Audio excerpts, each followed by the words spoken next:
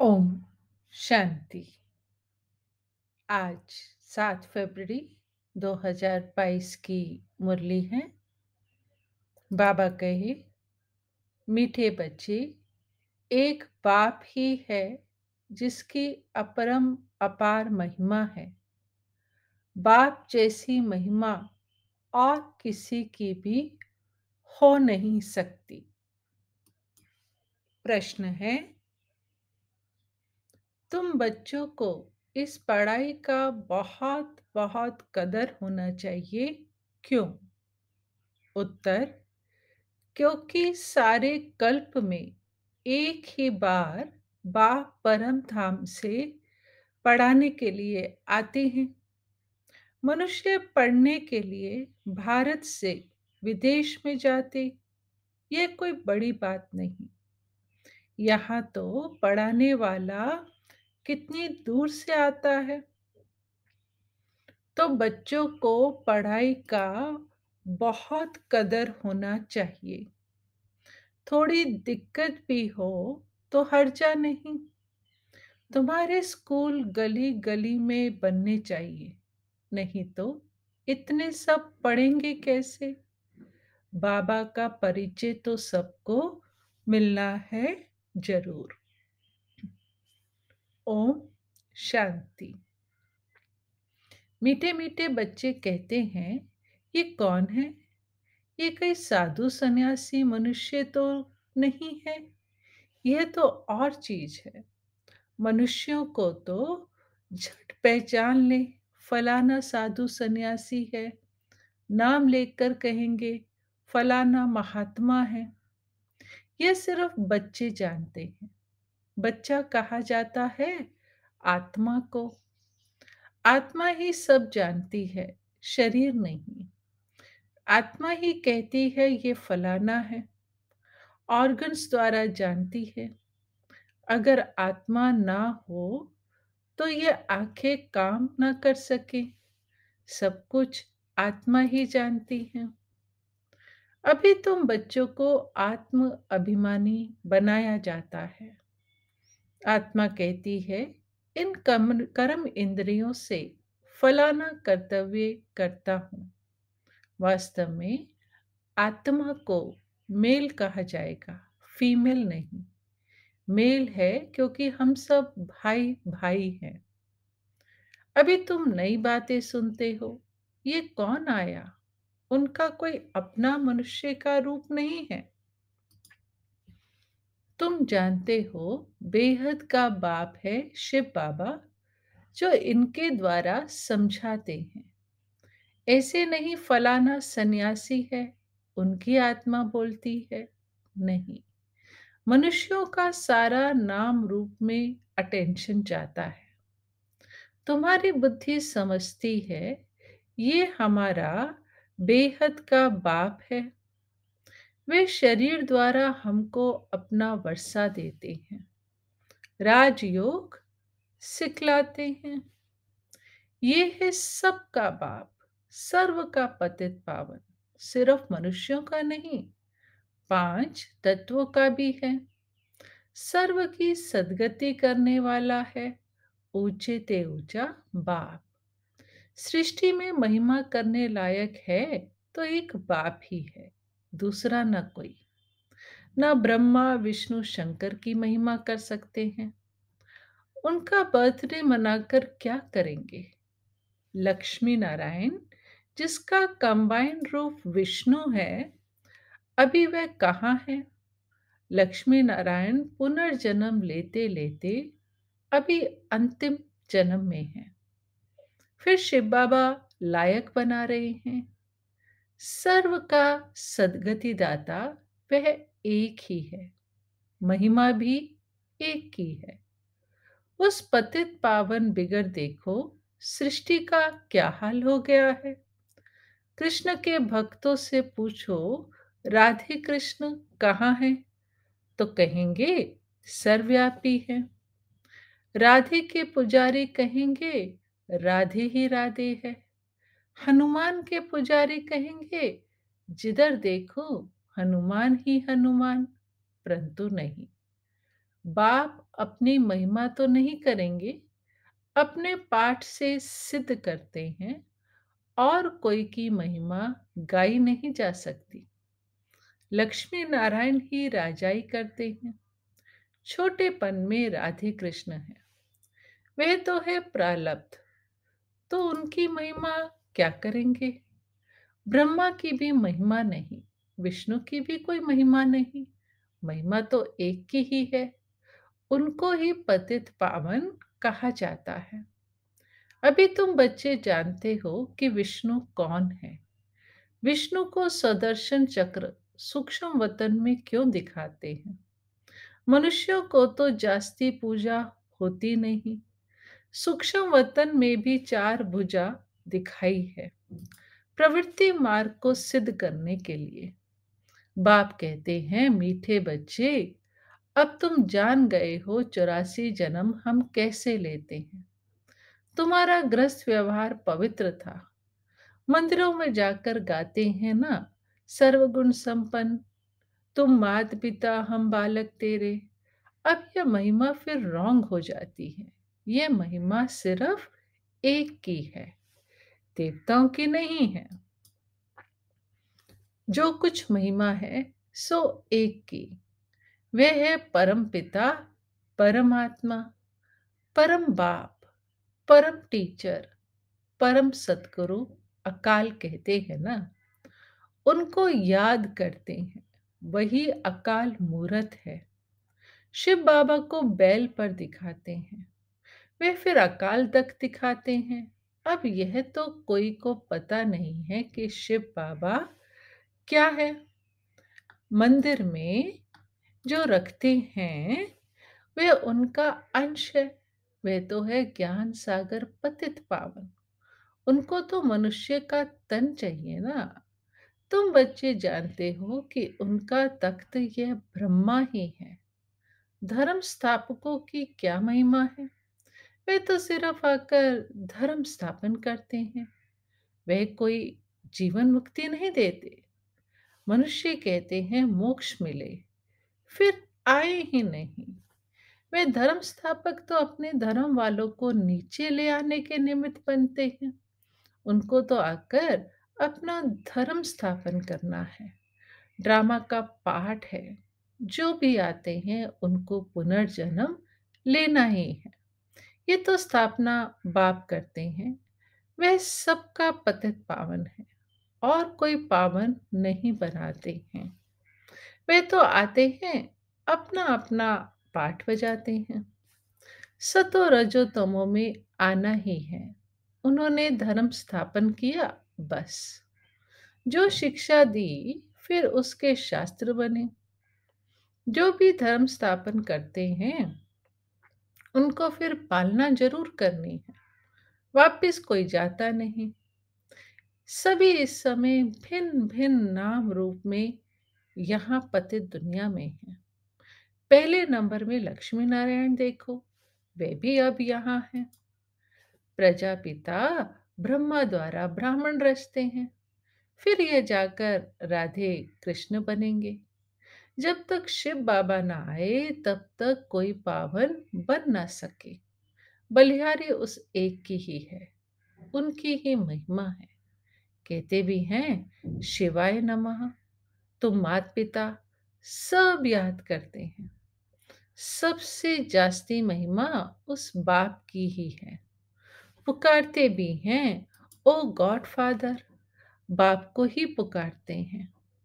ये नाटक बना हुआ है। जब सृष्टि पुरानी होती है तब बाप आते हैं। मूल वतन, सूक्ष्म वतन, स्थूल वतन, तीनों लोगों का ज्ञान देते हैं। ज्ञान एक ही बार मिलता है। उनको ज्ञान का सागर कहा जाता है। बाकी ये सूर्य चांद आदि तो बेहद मांडवे की रोशनी देने वाली बत्तियां हैं। वह रात वह दिन ये मांडवे की बत्तियां हैं। ऐसे नहीं कि सूर्य देवता नमः कहेंगे, नहीं। देवताएं तो ब्रह्मा विष्णु शंकर है। कोई मूल वतन से आत्माएं यहाँ आती हैं तो सीधा गर्भ में जाती हैं, सूक्ष्म वतन में नहीं जाती। सीधा सतयुग में आएंगी गर्भ महल में। वहां तो कोई पाप कर्म होते नहीं। यहाँ पाप करते हैं, तब त्राही त्राही करते हैं। धर्मराज, हमें बाहर निकालो, फिर हम पाप नहीं करेंगे। बाहर निकलने से फिर पाप करने लग पड़ते हैं। वहां की वहां रही। ये भी ड्रामा में है। भारत का सबसे बड़ा दुश्मन रावण ही है। द्वापर से रावण राज्य शुरू होता है। द्वापर में ही देवी देवताएं वाम मार्ग में जाते हैं। उन्हों का फिर मंदिर है। पुरी में देखो कैसा मंदिर बना हुआ है। अंदर जगन्नाथ की मूर्ति है और बाहर में देवताओं के बड़े गंदे चित्र हैं। ऐसे ऐसे चित्र मंदिर में नहीं होने चाहिए। तुम तो अभी श्रीमत पर श्रेष्ठ बनने का पुरुषार्थ कर रहे हो। सतयुग आदि में लक्ष्मी नारायण श्रेष्ठ है ना। उन्होंने ये श्रेष्ठ पद कैसे पाया? अब तुम फिर से पढ़ रहे हो। बाप कहते हैं, मैं कल्प कल्प कल्प के संगम युगे फिर से आता हूँ, आता ही रहूंगा। फिर से तुम बच्चों को राजयोग सिखलाऊंगा। फिर सतो रजो तमो में आना है। तुमको 84 जन्म भोगना पड़ता है। जो पहले पहले आते हैं, सब नहीं भोगते। 84 लाख तो है नहीं।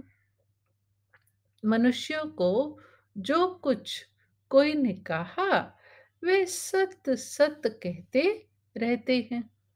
अगर 84 लाख जन्म हो तो कल्प की आयु बड़ी हो जाए। बाप कहते हैं 84 जन्म है, सो भी देवी देवताओं के।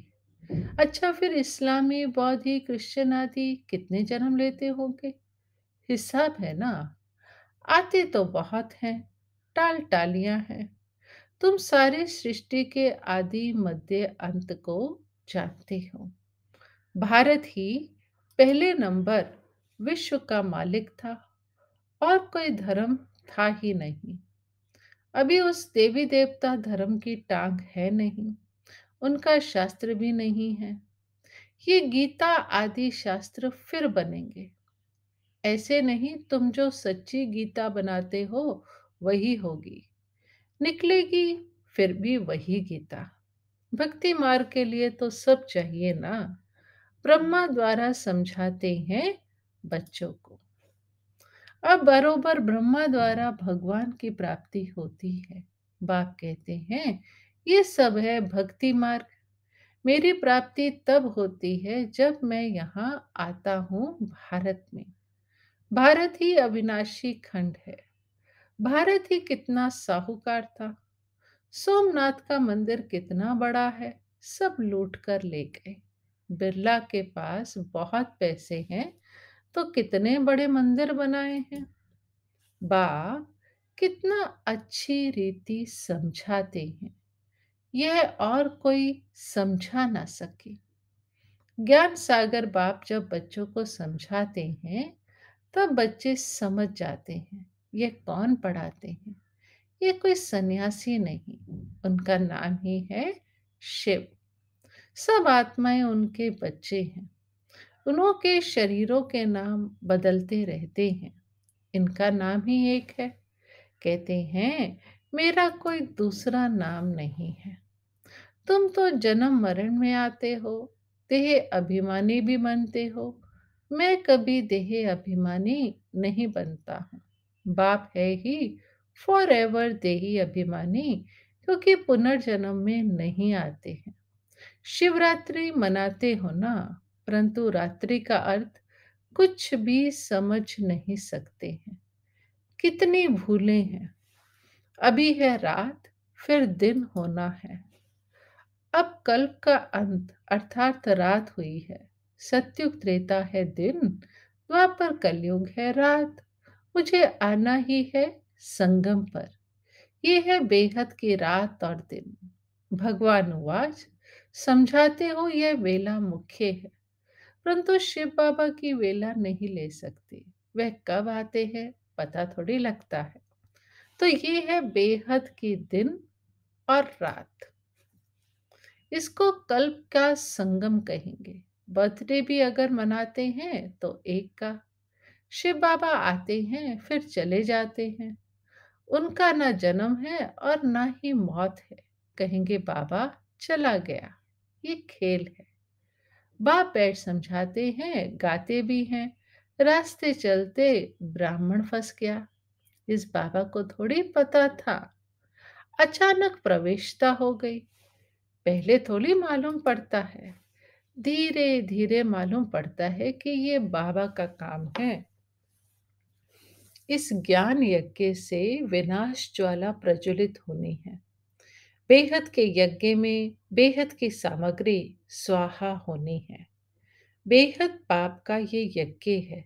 इनके बाद फिर कोई यज्ञ नहीं रचा जाता है। भक्ति मार्ग ही कलास हो जाता है। ये नॉलेज बुद्धि में रखनी चाहिए। पढ़ाई पढ़ने के लिए आना पड़े। थोड़ी दिक्कत अर्थात तकलीफ होती है। मनुष्य पढ़ने के लिए भारत से लंदन अमेरिका भी जाते हैं। ये तो क्या है? बाप कहते हैं, मैं कल्प कल्प कल्प के संगम युगे युगे परम धाम से पढ़ाने के लिए आता हूँ। तो बच्चों को कितना कदर होना चाहिए। आगे चलकर तुम्हारे स्कूल गली गली में बनेंगे। नहीं तो सब पढ़ेंगे कैसे? बाबा का परिचय सबको मिलना चाहिए। बाप को जरूर जानेंगे। अच्छा, मीठे मीठे सिक्के लदे बच्चों प्रति माता पिता बाप दादा का याद प्यार और गुड मॉर्निंग। रूहानी बाप की रूहानी बच्चों को नमस्ते। धारणा के लिए मुख्य सार। श्रीमत पर सदा श्रेष्ठ बनने का पुरुषार्थ करना है। पढ़ाई के लिए बहाना नहीं देना है। पढ़ाई पढ़नी जरूर है। दूसरा है, जैसे आदि में पवित्र ग्रस्त आश्रम था, ऐसे अभी अपना पवित्र ग्रस्त आश्रम बनाना है। बलिहारी एक बाप की है, उसका ही गुणगान करना है। आज के लिए वरदान। हर खजाने को स्वप्रति और सर्वप्रति कार्य में लगाने वाले अनुभवी मूर्त भव।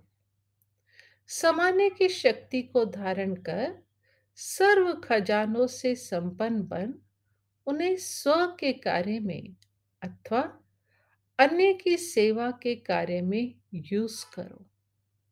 खजानों को यूज करने से अनुभवी मूर्त बन जाएंगे। सुनना, समाना और समय पर कार्य में लगाना, इसी विधि से अनुभव की अथॉरिटी बन सकते हो। जैसे सुनना अच्छा लगता है, पॉइंट बड़ी अच्छी शक्तिशाली है, ऐसे उसे यूज करके शक्तिशाली विजयी बन जाओ, तब कहेंगे अनुभवी मूर्त। स्लोगन है, गुणवान उसे कहा जाता जो ग्लानि करने वालों को भी गुणमाला पहनाता चले। ओम शांति।